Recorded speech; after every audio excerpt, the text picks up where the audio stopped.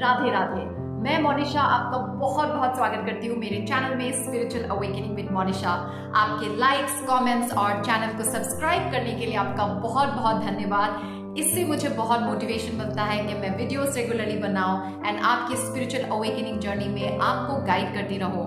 इस चैनल में हम बात करते हैं about spiritual awakening, healing, manifestation, consciousness, twin flame journey and so much more. अगर आपको लगता है कि स्पिरिचुअल अवेकनिंग जर्नी में आपको अकेलापन फील हो रहा है, you need special hand holding, आपको एक स्पेशल गाइडेंस, असिस्टेंस, हीलिंग की जरूरत है, then you can contact me and book a session with me. अभी मैंने सिंगल सेशंस ओपन करके रखा है, so you can either go for a single session or you can book my monthly coaching program, which is much more effective, much more productive and fruitful. So contact me through my email ID monishadole@gmail.com. चलिए आज के topic के बारे में बात करते हैं, which is about stubbornness, जिद, हट। Sometimes जिद्दी होना भी जरूरी होता है। हर एक क्वालिटी जो हमारे अंदर है वो कुछ अच्छा या बुरा नहीं होता है। इट ऑल डिपेंड्स हम कहाँ किस चीज को यूज कर रहे हैं। जैसे गुस्सा of course it is not good, it is unhealthy and वो सिचुएशंस को खराब करती है, बट सही जगह पे गुस्सा दिखाना भी जरूरी होता है। जब कुछ गलत हो रहा है उस सिचुएशन में अगर हम गुस्सा नहीं करेंगे देन वो अधर्म हो जाता है। जैसे महाभारत में जब द्रौपदी के साथ अत्याचार हो रहा था, उनका चीरहरण हो रहा था, तो वहां पे बैठे समस्त राजाओं ने, राजकुमारों ने अपने गुस्से को कंट्रोल करके रखा। उस सिचुएशन में उन्हें गुस्से को कंट्रोल नहीं करना था, अपने गुस्से पे एक्ट करना था, लेकिन एक दो व्यक्तियों को छोड़ के किसी ने भी उस पे एक्ट नहीं किया। सो जस्ट लाइक एंगर, आज का टॉपिक है जिद। जिद्दी होना भी बहुत जरूरी है।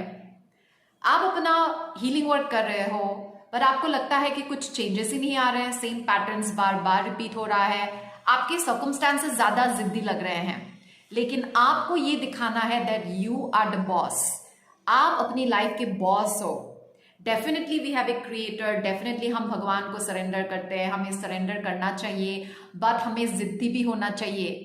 जिद्दी होना भी बहुत जरूरी है। आपको हट करना चाहिए, आपको ये दिखाना चाहिए, अपना सीरियसनेस दिखाना चाहिए डिवाइन को, भगवान को, that you are so committed to changing your circumstances.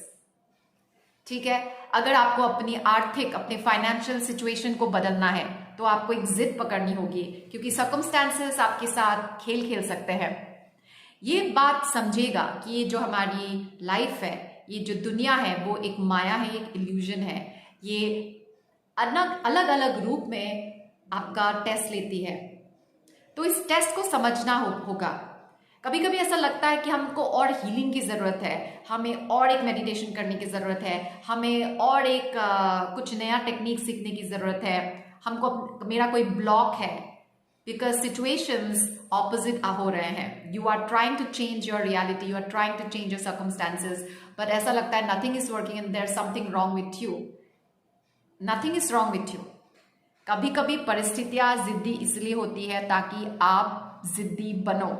आपको अपने परिस्थितियों से भी ऊपर उठना है, और ये आप तभी कर सकते हो जब आप एक जिद पकड़ लो कि ये तो मुझे बदलना ही है। आपको अगर अपना हेल्थ बदलना है, ठीक करना है, तो आपको एक जिद पकड़नी होगी कि मैं अपना इस डिजीज को, इस बीमारी को ठीक करके ही रहूंगी, नो मैटर व्हाट। भले ही डॉक्टर कुछ भी बोले, भले ही डॉक्टर बोले एक अनक्योरेबल डिजीज है, भले ही मेरे जेनेटिक्स में ये है, मेरे पूरे ब्लड लाइन में ये है, बट इट एंड्स विथ मी।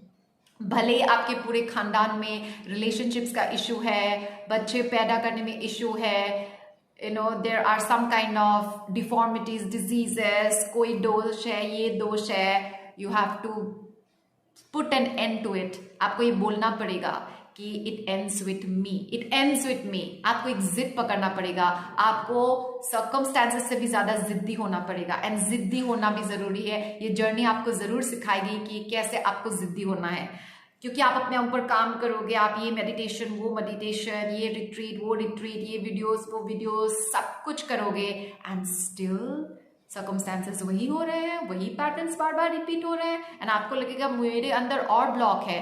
नहीं, आपके अंदर ब्लॉक नहीं है, आपके अंदर एक स्टोरी चल रही है, आपके अंदर एक स्टोरी चल रही है, वो पुरानी स्टोरी बार बार आप अपने दिमाग में, अपने कॉन्शियसनेस में वो स्टोरी बार बार रिपीट पे चल रही है कि आपके साथ हमेशा ऐसा ही होता है, पास्ट में ऐसा ही हुआ था, आपके पैसे चले जाते हैं, लास्ट मिनट पे मेरा काम नहीं बनता है, लास्ट मिनट पे लोग मुझे छोड़ के चले जाते हैं, अच्छा होते होते फिर बुरा हो जाता है, खुशियाँ ज़्यादा टाइम नहीं चलती है, दुख ज़्यादा टाइम चलता है। तो ये सब स्टोरीज चलते रहते हैं जो एक पैटर्न बनते हैं और बार बार ये रिपीट होता है।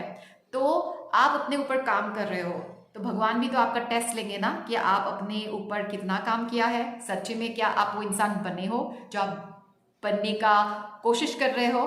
तो भगवान आपका टेस्ट लेते हैं एंड वही सिचुएशन आपके सामने फिर से लाते हैं जिससे आपको लगता है आप भाग के आए हो या उभर के आए हो।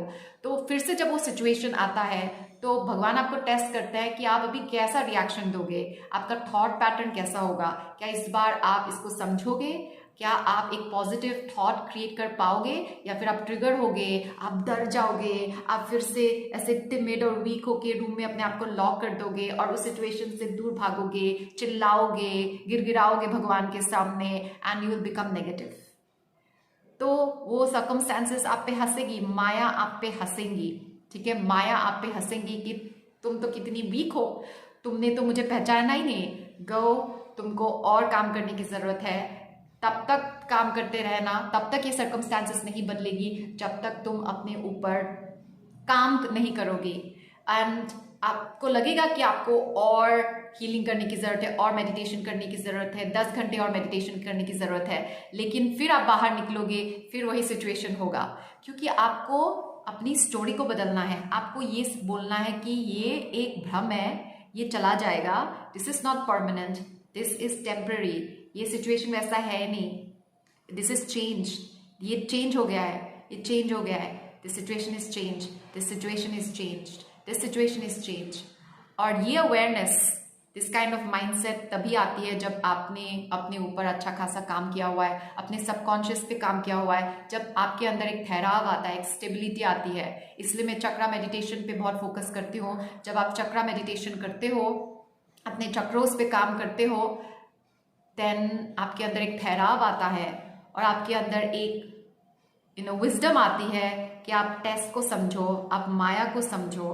आपके पास बहुत सारी विजडम आएंगी about duality, about opposites, about different laws of the universe, and आप उस सिचुएशन को पहचान पाओगे।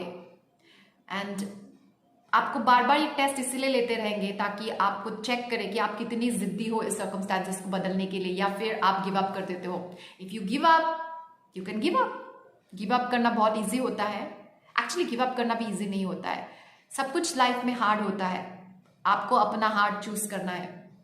जैसे शादी करना हार्ड है, शादी में रहना हार्ड है, डिवोर्स लेना हार्ड है, आपको अपना हार्ड चूज करना है।